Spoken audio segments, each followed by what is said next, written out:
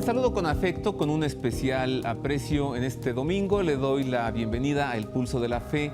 Muchas gracias por estar con nosotros, gracias por el favor de su atención. Inicio este programa con una gran noticia que compartimos gustosamente, usted que hace favor de vernos y nosotros que hacemos este trabajo precisamente para usted. La feliz noticia es que a partir de la gran cantidad de correos electrónicos que estuvimos recibiendo durante el segundo semestre del año pasado, en donde usted solicita que el Pulso de la Fe tenga una duración de 1 hora como antes, pues la decisión por parte de la dirección de Proyecto 40 es que el Pulso de la Fe nuevamente tenga una duración de 1 hora. Para que esto sea posible, será ubicado en otro día y en otro horario. Se está trabajando en ello, no le puedo decir por ahora cuándo será, pero a partir de febrero, 1 hora, y ya le diré, pues la próxima semana, espero que ya sea posible, qué día y a qué hora se transmitirá el Pulso de la Fe, ahora con 60 minutos de duración. Gracias a usted que lo pidió y a la dirección que lo aceptó. Bueno, hoy hablaremos principalmente sobre una palabra que se ha puesto de moda en el mundo y en México también. Me refiero al término karma o el karma, ¿no? Se dice que alguien anda cargando un muy mal karma y se dice que a alguien le va tan mal como le va porque está pagando un karma. Para saber lo que es el karma, buscamos a los conocedores. Entré en contacto con los devotos de Krishna, los tendré hoy en esta mesa, platicaremos sobre 2 de ellos, para hablar también sobre una religión que tiene la friolera de más de 7,000 años, a partir de las Sagradas Escrituras, de los Vedas, las escrituras védicas, a partir del Bhagavad Gita, hablaremos sobre este tema. También, por supuesto, la consideración de que la vida es sagrada. Hablaremos sobre la diferencia entre resurrección y reencarnación y todos estos temas, así que acompáñeme. Pero antes revisemos actividad vaticana, qué es lo que ha sucedido en torno al Papa. Le entrego enseguida el editorial del padre Federico Lombardi, director de la Sala de Prensa de la Santa Sede, en el que él nos explica cuáles son las 3 prioridades del Papa Benedicto XVI. Al comienzo del nuevo año, muchos se preguntan cuáles serán las prioridades del Papa en el gobierno de la Iglesia, cuál será su programa y qué iniciativas tiene que atender. Las prioridades de Benedicto XVI están ya muy claras. La primera es Dios. Como ha recordado muchas veces, el gran problema de Occidente es el olvido de Dios. Es un problema gravísimo que se extiende y del que en un último análisis dependen muchísimos otros. La sociedad moderna secularizada corre el riesgo de perder los valores fundamentales sobre los que construir las líneas de su vida y su futuro. La segunda es Jesucristo, la persona a la que reconocemos como Hijo de Dios en nuestra fe y que nos hace conocer de verdad quién es el Dios que es amor. En la cultura moderna, incluso en la teológica, corre el riesgo de desvanecerse la realidad histórica de Jesús. El empeño que ha puesto el Papa teólogo por completar su libro sobre Jesucristo de próxima aparición es un testimonio elocuente de esta preocupación. La tercera es el hombre. En su densísimo discurso a la Curia Romana antes de Navidad, el Papa respondía con pasión a los que tan a menudo echan en cara a la Iglesia que se entrometa en las cuestiones legislativas que hacen referencia a los valores éticos. Pero es que el hombre no nos interesa, respondía el Papa. Con amor, coherencia y rigor es necesario defender la dignidad de la persona humana, imagen de Dios, de quienes la amenazan, a veces pensando erróneamente que la defienden. Naturalmente habrá muchos acontecimientos y muchos documentos sobre la Iglesia, el ecumenismo, el diálogo con las culturas y las religiones. Pero hay que volver a partir siempre desde el fundamento más profundo, Dios, Jesucristo y la persona humana. Así lo dijo el padre Federico Lombardi. Ahí están las 3 prioridades del Santo Padre: Dios, Jesucristo y el hombre. Y estemos pendientes porque en unas semanas más será presentado el libro que Joseph Ratzinger está terminando de escribir sobre Jesús. Bueno, entremos al tema que hoy nos ocupa. Recibo con afecto y le presento a Prabhu Maitreya Das. Bienvenido, Prabhu Maitreya. Namaste, Hare Krishna, gracias Roberto, muy amable. Hare Krishna. Hare Krishna. ¿Somos hijos del mismo Dios? Totalmente. ¿Le hemos puesto diversos nombres? Así como, Srila Prabhupada dice que así como el sol en diferentes partes tiene diferentes nombres, mismo en México, ¿verdad? Cada cultura le pone un nombre diferente, pero es el mismo sol. Así que Dios tiene muchos nombres: Jehová, Alá, Yahvé, Adonai, Krishna, Rama, Alá, y uno de ellos es Krishna, que significa el sumo atractivo. Me recordaste a San Pablo, que llega a Grecia, entra a un lugar que se llamaba el Areópago, en donde los griegos habían hecho una estatua para cada uno de los dioses, ¿no? Y pensaron los griegos, no vaya a ser que se nos olvidó algún dios por ahí o que no lo conozcamos. Hicieron otra estatua y le pusieron al dios desconocido. Por si no lo conoce, que no se enoje este dios y nos mande un rayo, ¿no? Llega San Pablo y les dice a los griegos, de este dios vengo a hablarles, del dios que ustedes no conocen. Y les presenta al Dios de Jesucristo. Bueno, recibo también con afecto a Prabhu Jayadeva Hari. Prabhu Jayadeva, Hare Krishna. Hare Krishna, Prabhu. Bienvenido. Muchas gracias, buenas tardes. Mire, le anticipo a usted que hace el favor de vernos que poca gente conozco de veras tan buena, es decir, de tan buen corazón, tan limpia y tan pura como los devotos de Krishna. Empezando porque consideran que la vida es sagrada. Empecemos con esto. ¿Por qué la vida es sagrada, Prabhu? Prabhu significa señor. Señor o maestro. Es un trato gentil. Respetuoso. Como en italiano, monseñor, en hindú, Prabhu. En sánscrito. Sánscrito. ¿Por qué la vida es sagrada? La vida es sagrada porque es la que nos permite retornar a Dios. Por eso la vida es sagrada. ¿Pero no es también origen de Dios? Es origen de Dios y Dios nos la proporciona con el propósito de recuperar nuestra verdadera identidad y retornar a casa, de donde realmente somos, de donde realmente partimos. En cristiano le llamamos el cielo. El cielo, en las escrituras védicas también se habla del cielo espiritual, ¿verdad? Que es no es y estoy seguro que en la religión cristiana igualmente, no es el cielo que los aviones andan por ahí, ¿no? A veces la gente piensa que detrás de esa nubecita tal vez voy a vivir. Sí. No, está fuera de este mundo material. De hecho, es otra dimensión, es una dimensión totalmente espiritual. Prabhu Jayadeva, ¿el cielo es un lugar? Digo, el cielo, ya que Prabhu Maitreya aceptó este término, ¿es un lugar o es un estado? No, el cielo es un lugar dentro de este mundo material. Como dice Prabhu Maitreya, existe el cielo material y el cielo espiritual. ¿El cielo espiritual es un lugar o es un estado? También es un lugar que está dentro del mundo espiritual.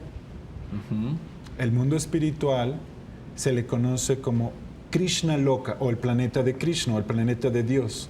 Y en ese planeta, de hecho, las escrituras védicas nos explican que este mundo material es el reflejo pervertido del mundo espiritual.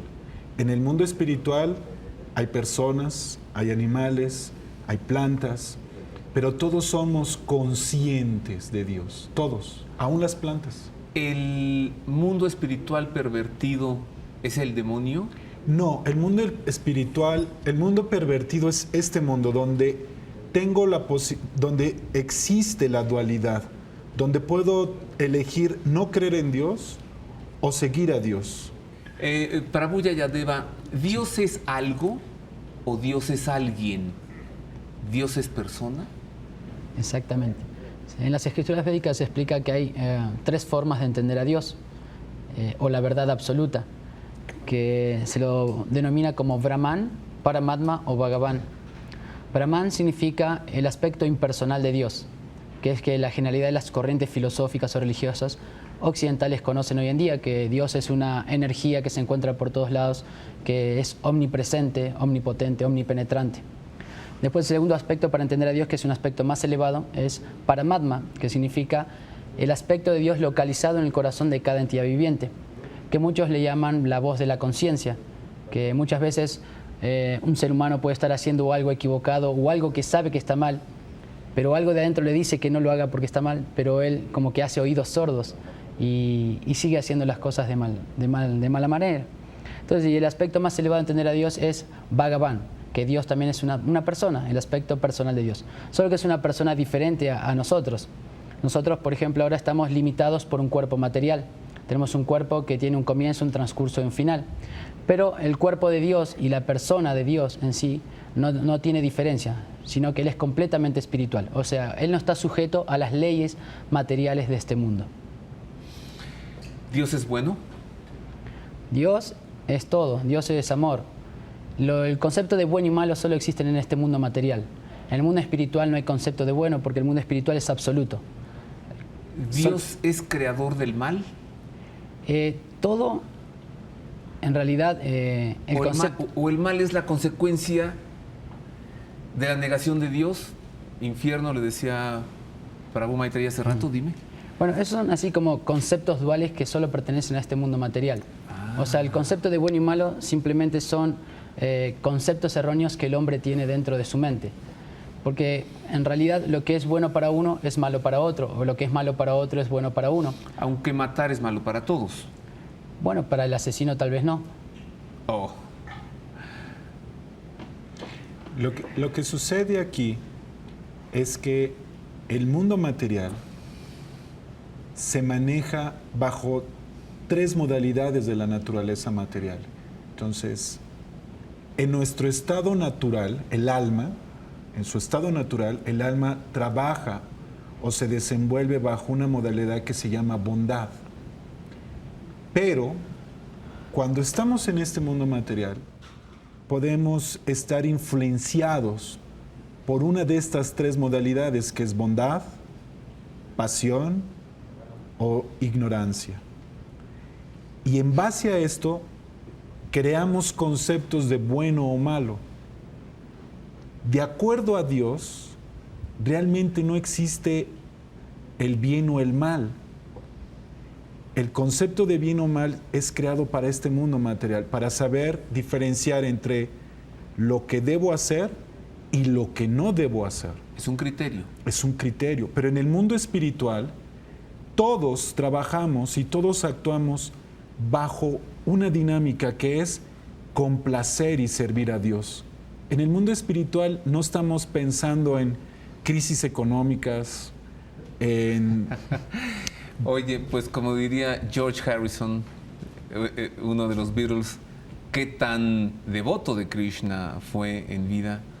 En su canción My Sweet Lord, mi dulce Señor, dice, realmente yo ya quiero verte, realmente quiero conocerte. Así es. Debo hacer una pausa. Me dejaste pensando, Prabhu Jayadeva, si un asesino no se arrepiente de su crimen, significa que para él estuvo bien, ¿no? Bien hecho lo que hizo. Y ahí vamos a hablar del karma. Sí, porque es el tema que nos ocupa. Entonces, ¿qué es el mal? Regreso con esta pregunta esencial. ¿Qué es el mal? Aunque ya más o menos lo tocamos, la ausencia de Dios o la exclusión de Dios. Y a partir de esto, ¿qué es el karma?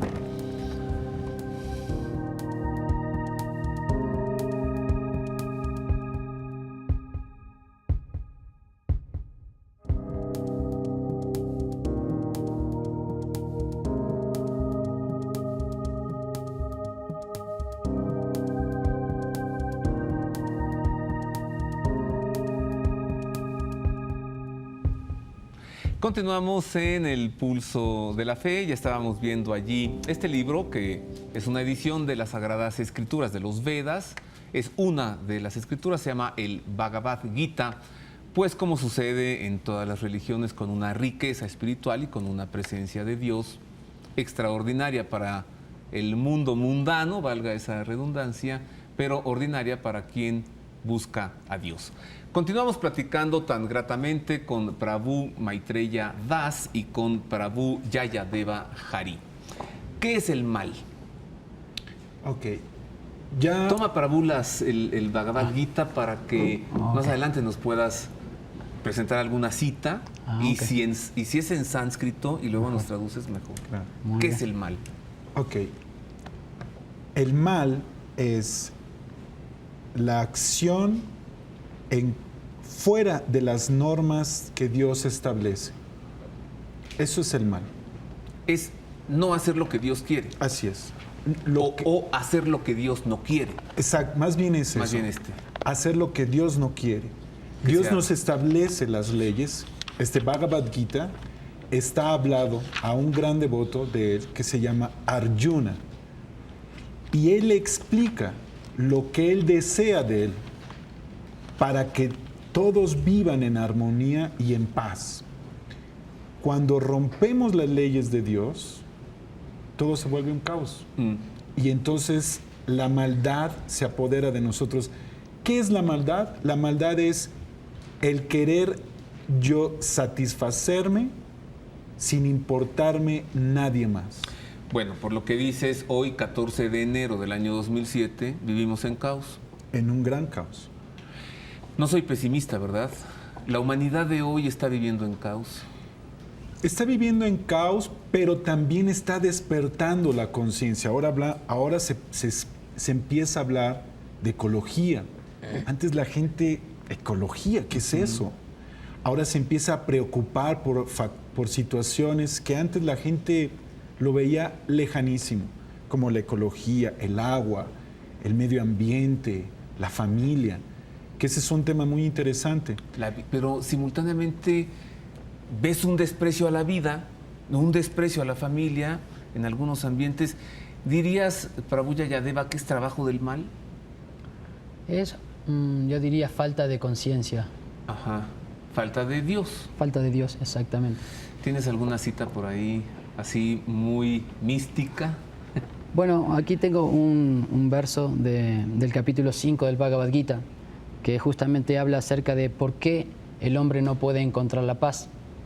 Entonces, el verso en sánscrito dice: Bhoktaran Yayatapasam Sarvaloka Maheshwaran Suhridan Sarvabhutanam Yatuamam Shantim Richati.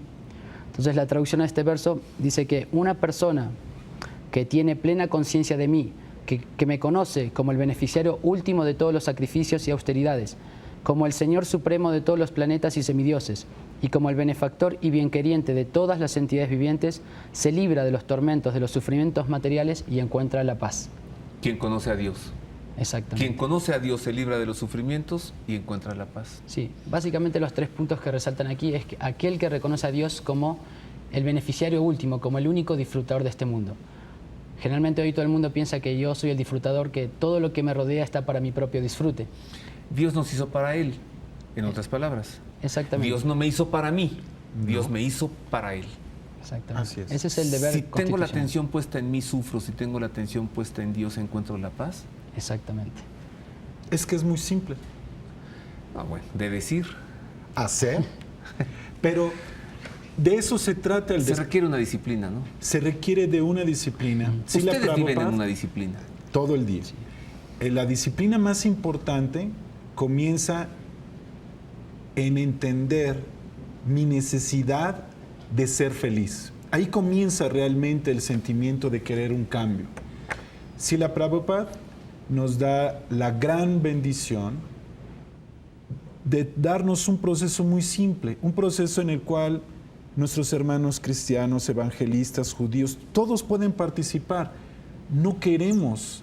A veces la gente piensa que queremos cambiar la fe. No. Ah, sí, sobre todo en México. No le puedes decir algo a alguien con otro nombre de Dios porque, aunque no conozca, se pone en guardia, ¿no? Y tú me quieres cambiar.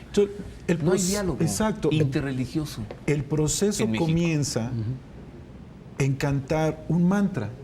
Un mantra tan simple que es por lo que la gente nos conoce como ver, los venga. famosos Hare Krishna, ¿verdad? Se compone de 3 palabras. Una es Krishna, Rama y Hare. Y esta combinación de estos 3 nombres hacen el Maha Mantra. Maha significa grande y mantra significa liberar a la mente de ansiedad.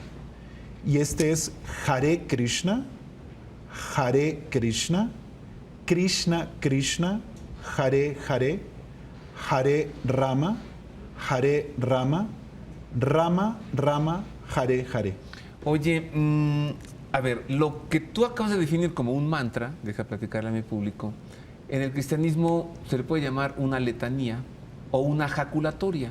Por ejemplo, Jesús, María y José, venid en mi auxilio, ¿no? O el Así que es. desde niños, angelito de mi guarda, dulce compañía, no me desampares ni de noche ni de día.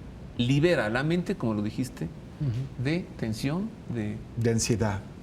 de ansiedad. Porque la gente además vive en una ansiedad permanente y más ahora en una ciudad como esta, ¿verdad? Bueno, a mí me va a dar un karma porque nos quedan 3 minutos de programa y no hemos hablado del karma. ¿Qué es el karma, Prabhu Jayadeva? Ok. Bueno, karma, la palabra karma es una palabra sánscrita que significa acción. Así como, por ejemplo, en este mundo nosotros tenemos la tercera ley de Newton en el plano físico, que dice que a cada acción le corresponde una reacción con la misma intensidad y con el sentido contrario. Esa misma ley actúa en el plano cósmico y recibe justamente este nombre, la ley del karma, que significa que todas las actividades que el hombre ejecuta físicamente, con el pensamiento y con la palabra, va a tener una reacción futura. Y esta reacción va a ser buena o mala dependiendo de la acción. O sea que hay karma bueno y hay karma malo. Exactamente. ¿Y qué sucede cuando uno va adquiriendo en la vida mucho karma malo Realmente ¿O qué siempre hay sucede una combinación de ambos. con el karma bueno? A ver. Siempre, todos los seres humanos, aún los que aparentan ser muy crueles, siempre hay una combinación de un karma bueno y un karma malo. El karma bueno es aquel que ayudo por alguna, aún sin conciencia de hacerlo, pero ayudo a alguien, a mi propia familia, a alguien de la comunidad. Lo importante del karma es entender que debo evitar hacer karma y volverme. Hay 3 tipos de karma. El karma, que es el que la gente utiliza, que te fue mal por tu karma, pero hay otro que es akarma, y es aquel que entiende que todo está bajo la dirección de Dios, y entonces yo trabajo en mi oficina, en mi empresa, limpio, lo que tenga yo que hacer, pero se lo ofrezco a Dios, y entonces dejamos de hacer un karma y hacemos akarma, significa un servicio a Dios. Y es que no podría hacer algo malo si se lo estoy ofreciendo a Dios. Exactamente. Tengo medio minuto. Gracias por platicar lo del karma. Bueno, vénganse otro día, ¿no? Para platicar más de esto. ¿Cómo limpiarnos del karma malo? ¿Cómo ir adquiriendo un buen karma? Medio minutito para Prabhu Jayadeva. ¿Qué le dice a nuestro público para encontrar a Dios? Para encontrar a Dios, bueno, tratar de buscar la compañía de personas que tienen ese mismo interés. Es la única manera que uno puede crecer en alguna ciencia o en algo que tiene interés. Justamente es buscar la asociación de las mismas personas. Por ejemplo, si uno quiere ser médico, obviamente tiene que asociarse con médicos y con personas que tienen talento en esa materia para poder crecer. De la misma manera en la vida espiritual, si uno quiere conocer a Dios, tiene que buscar las personas que ya conocen a Dios. Prabhu Maitreya, que debo aclarar, porque hay un personaje por ahí en alguna secta cristiana al que le llaman Maitreya, ligado con el fin del mundo, y no vayan a pensar que tú eres el Maitreya aquí, que está cerca de la destrucción. No. Maitreya es un término sánscrito que significa... La personalidad del amigo sin igual. Fíjate, nada que ver con aquel anticristo. Así es. ¿Cómo encontrar la paz, la alegría, la armonía? 10 segundos. Muy simple. Está dentro de nosotros. Solo hay que permitir escuchar a Dios. Y este canto o la oración, cada persona que tenga su religión, ore. Y si no tienen una oración, canten Hare Krishna. Y si lo pueden combinar, el resultado es increíble. Así es que los invitamos. Muchas gracias. Y Hare Krishna a todos. Hare Krishna, Prabhu, Hare Krishna, Prabhu. Gracias por venirnos a hablar del mismo Dios con otro nombre. Veamos qué dijo el Papa el miércoles de esta semana en su catequesis Aula Paulo VI, pues en Roma está haciendo mucho frío. Él reflexionó sobre San Esteban, primer mártir. Queridos hermanos y hermanas, hoy queremos poner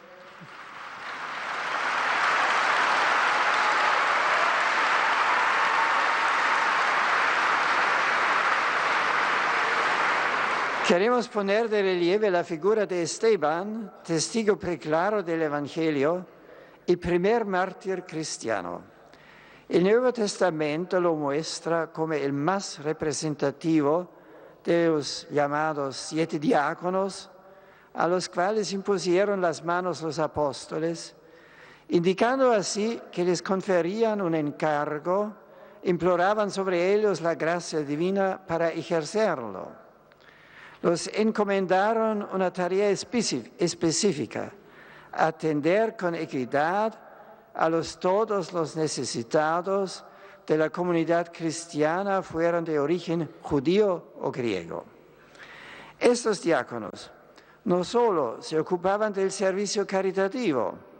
Esteban, sobre todo, proclamó también el Evangelio, interpretando de modo nuevo toda la historia del pueblo de Israel desde la perspectiva central de Cristo.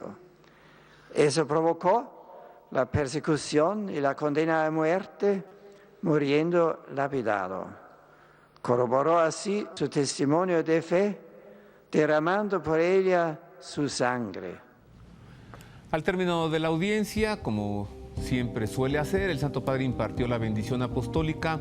Le recuerdo que es válida a través de la televisión si de corazón quiere recibirla. Sit nomen Domini benedictum. Ex hoc nunc et usque in seculum. Adiutorium nostrum in nomine Domini. Qui fecit caelum et terra. Benedicat vos omnipotens Deus, Pater et Filius et Spiritus Sanctus.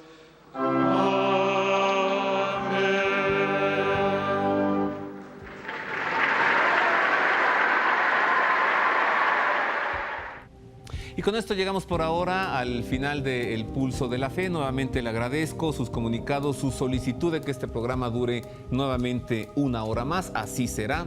Muy agradecidos todos con la dirección de Proyecto 40.